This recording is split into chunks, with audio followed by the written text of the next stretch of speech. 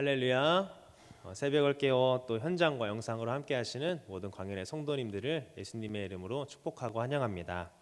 오늘은 생명의 삶 9월 24일자 본문인 디모데전서 3장 1절에서 13절의 본문을 가지고 모범이 되는 삶으로 교회를 섬기는 성도라는 제목으로 함께 하나님의 말씀의 은혜를 나누도록 하겠습니다.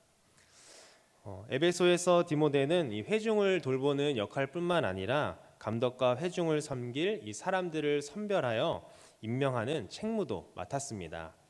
그래서 사도 바울은 이 속히 에베소로 달려가서 디모데를 만나 이 목회 전반에 걸친 문제에 대해서 교훈하고 싶었지만 자신의 도착이 늦어지더라도 디모데로 하여금 이 교회를 잘 다스리도록 하기 위해서 서신을 보낸 것입니다.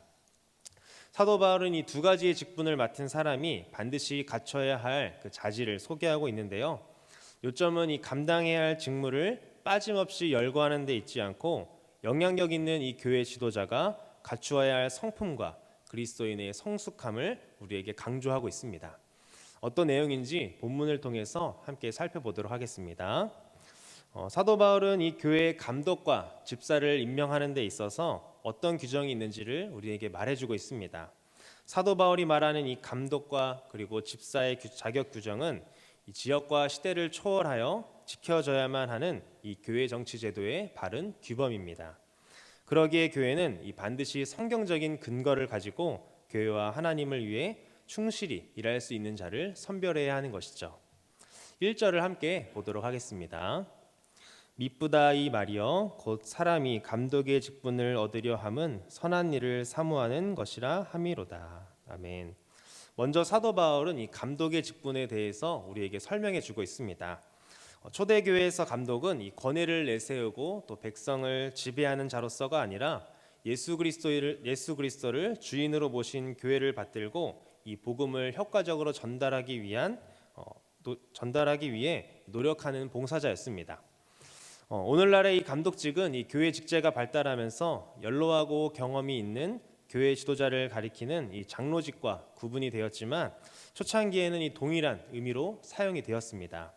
사도 바울이 이 사도행전 20장에서 에베소 교회의 장로를 감독이라 부르는 모습을 통해서 우리는 알 수가 있습니다. 즉 감독이라 함은 오늘날로 말하면 이 목회자나 장로를 지칭하는 것입니다. 사도 바울은 이 감독의 직분을 얻기 위해서는 선한 일을 사모해야 된다라고 우리에게 말하고 있는데요. 선한 일은 어떤 특정한 일을 우리에게 가리켜서 말하는 것이 아니라 온 교회에 유익을 끼치는 일을 선한 일이라고 말하고 있습니다. 당시 상황에서 이 자원하여서 내가 교회 감독이 되고자 하는 것은 어떤 면에서는 내가 희생 제물이 되는 것과 같은 그런 의미였습니다. 왜냐하면 그 당시에는 이 유대인들과 이방인들이 협력하여 그리스도인을 핍박하고 또 교회를 무너뜨리는 일에 혈안이 되어 있었기 때문이죠. 또한 거짓 선생들은 이 복음의 참된 그 기초를 파괴하기 위해서 온갖 술책을 다 사용하고 있었으므로 이 교회를 돌보는 일을 맡는 데는 반드시 완전한 헌신과 희생이 요청되었던 것입니다. 그런 감독들이 가져야 할 성품과 자질, 또 지켜야 할 사항에 대해서 2절 이후부터 우리에게 말해주고 있는데요. 2절을 함께 보도록 하겠습니다. 그러므로 감독은 책망할 것이 없으며 한 아내의 남편이 되며 절제하며 신중하며 단정하며 나그네를 대접하며 가르치기를 잘하며. 아멘. 여기서 책망할 것이 없다라는 것은 교회 안에서뿐만 아니라 이 교회 밖의 사람들에게서도 비난의 대상이 되어서는 안 되며 비행이 없어야 됨을 우리에게 말해주고 있습니다. 또한 당시에는 이 교통이나 숙박시설이 매우 낙후하여 여행자들이 곤욕을 치러했던 그런 때이기 때문에 나그네를 대접함은 큰 호의였습니다. 더욱이 복음 전파를 목적으로 여행하는 자들에게는 이 성도들 집에 머물 수 있는 것이 큰 기쁨이었죠. 그래서 초대교회 당시 이 고아와 과부를 포함한 나그네를 대접하는 것은 교인들에게 특별히 요구되었던 일이었습니다. 이 밖에도 감독의 성품에 대해서 여러 가지를 말하고 또 자질이나 지켜야 할 사항들에 대해서 막 열거하고 있는데요. 이런 것들을 하나하나씩 다 살펴보기보다는 이것들이 말하고 있는 핵심에 대해서 우리가 알고 넘어가면 좋을 것 같습니다. 그래서 이 감독들에 대한 자질들과 규정들을 다 나열하고 있는데 그것의 핵심이 무엇입니까?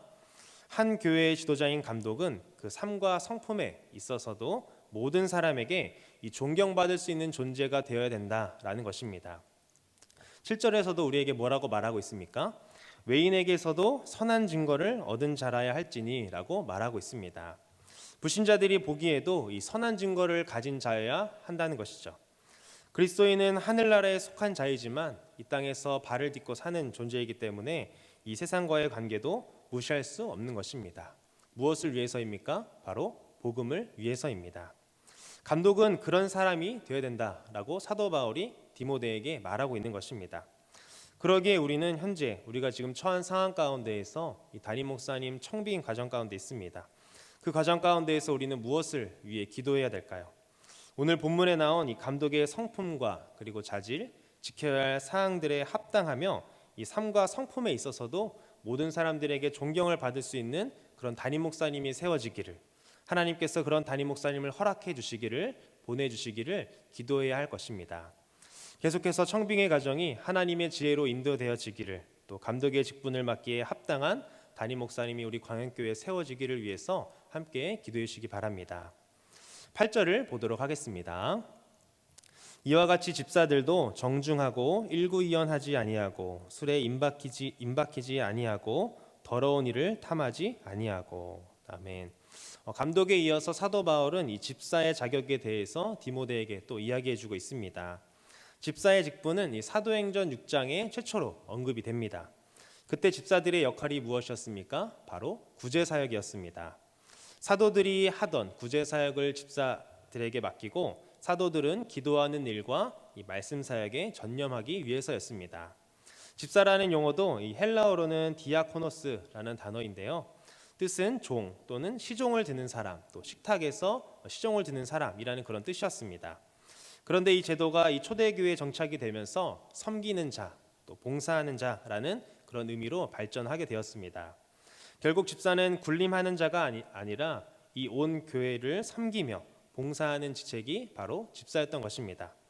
집사의 조건을 보면 이 정중하고 또 일구이연하지 아니하고 술에 임박히지 아니하고 더러운 이익을 탐하지 아니하고 깨끗한 양심을 가진 자여야 한다고 말합니다. 말씀을 읽다가 저는 그 다음 조건인 이 믿음의 비밀을 가진 자라는 조건이 눈에 들어왔습니다.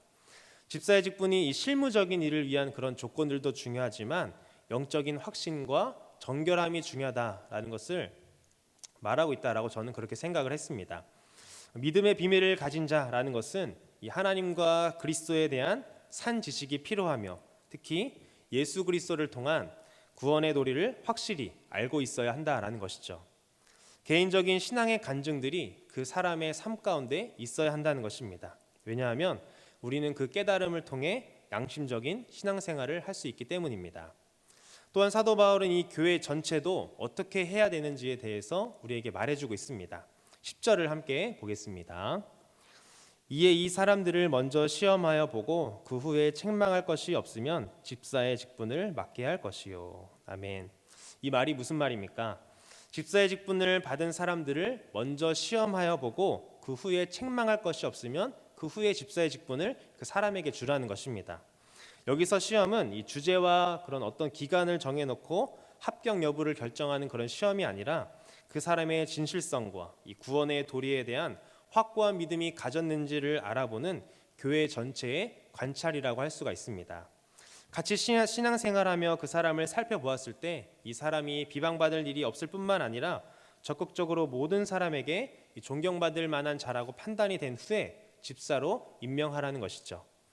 후에 나오는 여자의 집사의 자격도 이 남자 집사의 자격과 비슷합니다. 그러나 한 가지 다른 점이 있는데요. 여자 집사에 대해서는 특별히 이 모함하지 아니하며라는 항목이 추가가 됩니다.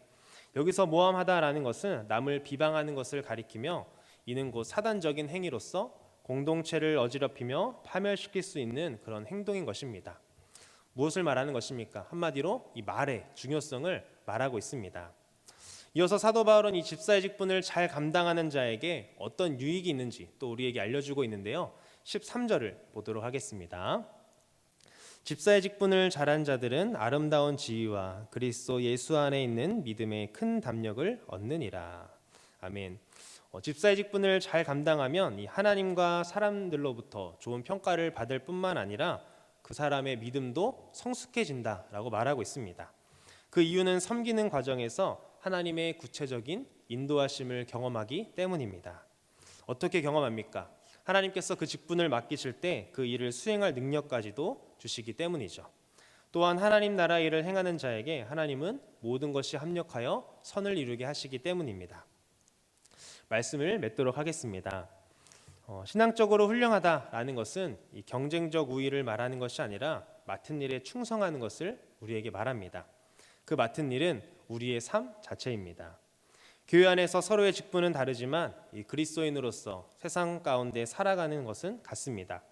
감독의 역할인 목회자나 장로, 그리고 집사의 직분 등 다양한 역할을 가지고 있을지라도 세상 사람들이 우리를 보기에는 다 똑같은 그리스도인인 것입니다.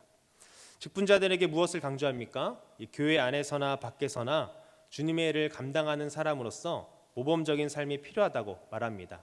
삶과 인격이 본이 되어야 된다라고 우리에게 말하고 있는 것이죠. 직분자로서 그리스도에 대한 그 섬김의 모습을 통해 우리가 믿는 믿음을 확증하는 삶을 살게 됩니다. 또한 복음이 삶을 변화시키고 또 교회를 세우는 것을 확인함으로써 우리 안에는 믿음의 담력이 생기는 것이죠. 여러분은 하나님께서 여러분에게 맡겨주신 그 직분에 대해서 그리스도인으로서 살아가는 그 삶에 대해서 어떤 마음과 태도로 살아가고 계십니까?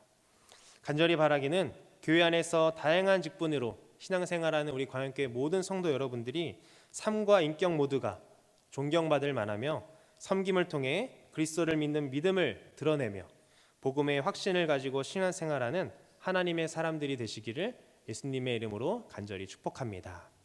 기도하겠습니다.